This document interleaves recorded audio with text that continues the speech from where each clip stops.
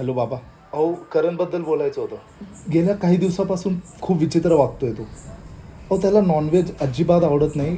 2-2 हातांनी एकटाच खातोय. आणि म्हणजे खूपच विचित्र वागतोय. शांत बसलेला असतो. कोण काही बोलला की अंगावर धावून येतो. कधीपासून होतं हे? हे त्याला 2-3 दिवसापासून होतंय. हां म्हणजे तो कोकणापासून परत आला ना तेव्हापासून होतोय त्याला. ठीक आहे, मी सांगतो तसं करा. एक पिढी आणि अंड त्याच्यावरून 7 वेळा उतरून ते कुठेतरी लांब मातीमध्ये पडून द्या. आणि लक्षात ठेवा, ही गोष्ट करत असताना तुम्ही पाठी वळून बघायचं नाही आणि अजिबात कोणाशी बोलायचं नाही. हो मी काळजी घेईन. भैया.